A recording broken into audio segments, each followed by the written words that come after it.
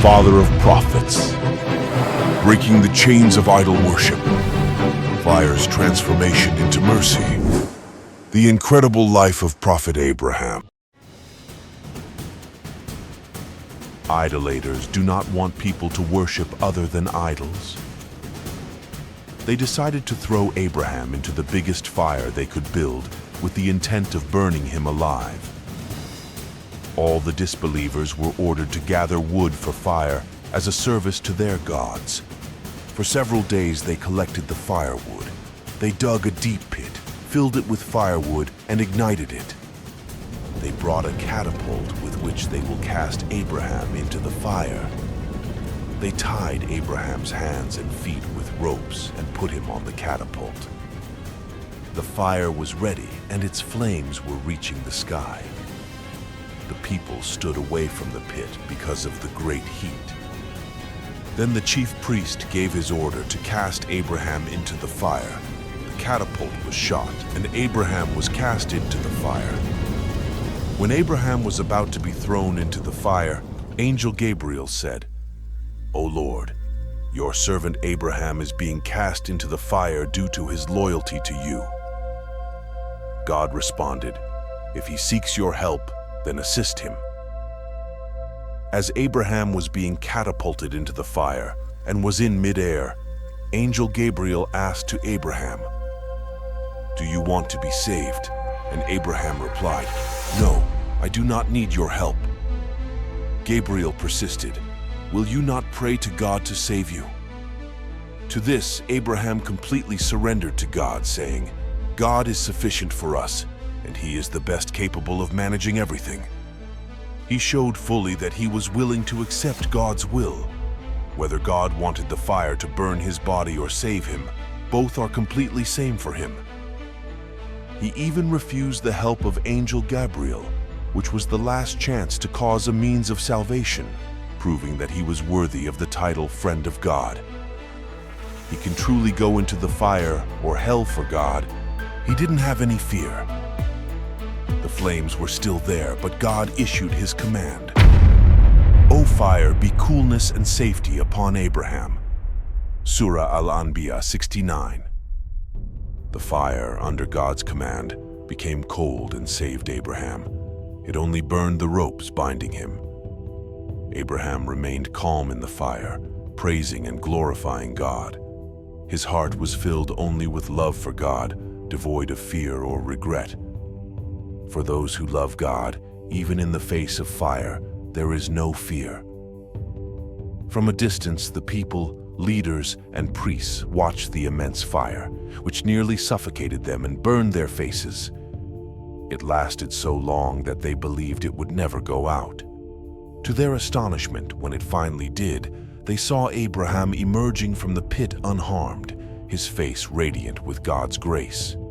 The fire had become cool for him, only charring the ropes that bound him.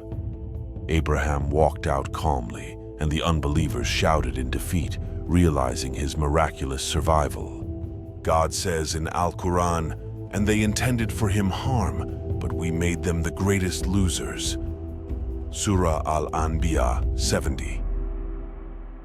This miracle shamed the tyrants, but it did not cool the flame of anger in their hearts. Nimrod, king of Babylon, felt that his throne was in danger and that he was losing power because upon witnessing Abraham coming out of the fire unharmed, some of his people could start believing in God and Abraham being a true prophet of God. Nimrod wanted to debate with Abraham and show his people that he is indeed the God and that Abraham was a liar. He feared that the status of Godhead he had proclaimed for himself was challenged by an ordinary human being. In order to safeguard his interests, he summoned Abraham to the palace and held a dialogue with him. The King Nimrod said to Abraham, "I hear that you invite men to worship the new God and to abandon the old God." Abraham said, "There is no God except God, the One." The king, who is proud and arrogant, said, "What does your God do I cannot do?" Abraham said gently, My Lord is the one who can bring life and death. The king arrogantly replied, I give life and cause death. The prophet Abraham did not ask how the king gave life and death, as he knew that the king was lying. Abraham said, Verily, God is able to bring the sun from the east. Can you bring it from the west? King did not know what to say and what to do. After Nimrod was silenced, Abraham left the royal palace. Then the truth of the prophet Abraham spread throughout the land. Humans start talking about his miracle and his salvation from the fire, and his arguments with king that made the king speechless. Abraham continued calling people to believe in God, trying really hard to guide his people to the right path. He tried every possible means to convince them. However, in spite of his love and care for the people, they did not listen to him and left him. At least 2 persons in his family did, however, accept his message: Lot, his nephew, and Sara, his wife. Thus, Abraham migrated along with them. Before his migration, he invited his father to believe in God. Abraham asked for forgiveness for his father because of a promise he made. But when he realized that his father was an enemy to God, he separated himself from him. Abraham was compassionate and patient. Surah At-Tawbah 114. It was here, in this blessed land, that God chose to bless Abraham with progeny. And we rescued him and Lot to the land which we have blessed for the worlds. And we blessed him with Isaac as a son and Jacob as a grandson, as an additional favor, making all of them righteous. Quran 21:72. Abraham stayed in Canaan for several years, going from city to city, preaching and inviting people to God, until a famine forced him and Sara to migrate to Egypt. In Egypt was a despotic king who had the passionate desire to take possession of married women. Abraham had known that Sara would catch his attention, so he told her that if the king asked her, that she should say that she is the sister of Abraham. When they entered his kingdom, as expected, the king asked about his relationship with Sara, and Abraham replied that she was his sister. While the answer helped calm down his strong feelings a bit, he still kept her as a prisoner. When King Pharaoh called for Sara because of his strange desires, Sara prayed to God. As soon as King Pharaoh tried to touch Sara, his upper body became rigid. He begged Sara for help, promising to set her free if she prayed for his recovery. Sara prayed for him to get better, but it was only after a 3rd failed attempt that he gave up. Understanding that they were unique, he eventually let her go. While Abraham was praying, Sara returned with Hagar, a gift from King Pharaoh, because the king recognized their special nature. Sara had delivered a powerful message to Pharaoh and the pagan Egyptians. Once Sara and Abraham came back to Palestine, they still didn't have any children. During that time, it was a common practice for a woman who couldn't have children to give her husband a servant to have children with. Sara had the idea that Abraham should take Hagar as his concubine to have children. Abraham got married to Hagar, and while they were in Palestine, Hagar gave birth to a son named Ishmael. When Ishmael was still baby, God yet again chose to test the faith of his beloved Abraham and commanded him to take Hagar and Ishmael to a barren valley of Baca, 700 miles southeast of Hebron. In later times, it would be known as Mecca. It was a significant test because Abraham and his family had wished for a child for a long time, and when their happiness was complete with the arrival of a child, they were given a command to take him to a distant place known for its emptiness and difficulties. The Quran says that this was another test for Abraham when Ishmael was just a baby. However, in the Bible and Judeo-Christian traditions, it is believed to have happened because Sara was angry and asked Abraham to send Hagar away. Abraham, after staying with Hagar and Ishmael for some time, left them there with a small container of water and a bag filled with dates. As Abraham started to walk away, leaving them behind, Hagar began to feel worried about what was happening. Abraham didn't turn back. Hagar ran after him, saying, "Oh, Abraham, where are you going, leaving us in this valley?" Abraham, who by this time was filled with emotion, was unable to speak.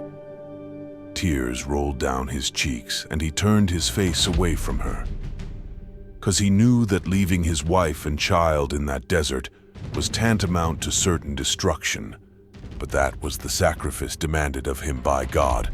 Hagar, in a bit of anxiety, eventually asked, "Did God tell you to do this?"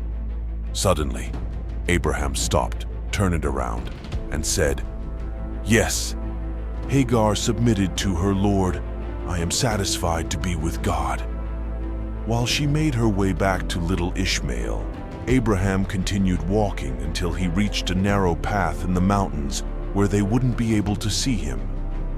This is the great sacrifice God had demanded of Abraham, as the likelihood would apparently seem to be that his young son would die a slow, torturous death over a period of days due to hunger and thirst. This demonstrates the depth of Abraham's faith and the faith of Hagar as, in their unshakable belief in the existence and powers of Allah. Abraham prayed to God after he left them on the desert, "Our Lord, I have settled some of my offspring in a valley barren from any cultivation. By you, sacred house, our Lord, so they may establish the prayer. So make the hearts of people yearn towards them, and provide them with all types of fruits, that they may be grateful." Quran 14:37. After a few days, the water ran out and the child started to cry due to thirst. Hagar, became very anxious. She ran around here and there to look for water. There were two small hills nearby, Safa and Marwa. She ran to the top of one and then the other in order to search the area for any trace of water. In her anxiety, she ran 7 times from one hill to the other, and she also cried and prayed to Allah. After the 7th time, she heard a voice. It was a revelation from God. She was told to go back to the child and that water would be provided. She ran back to Ishmael and saw that a spring of water had emerged from where the child was kicking with his heels. She thanked God and named the spring Zamzam, Song of Happiness. This spring of water is providing water even today and near to the Kabaah. "Do not be afraid of being neglected," the angel said, "for this is the house of God which will be built by this boy and his father, and God never neglects his people." A similar account of this well is given in the Bible in Genesis 21. In this account, the reason for moving away from the babe was to avoid seeing him die rather than a search for help. After the baby started crying because he was very thirsty, she prayed to God to help her not see him die. People say that a well appeared because Ishmael was crying. Also, the Bible tells that the well was in the desert of Paran, where they lived later on. Jewish Christian scholars often mention that Paran is somewhere north of the Sinai Peninsula, due to the mention of Mount Sinai in Deuteronomy 33:2. However, modern biblical archaeologists believe that Mount Sinai is actually in present-day Saudi Arabia. This means that Paran would also be located in that region.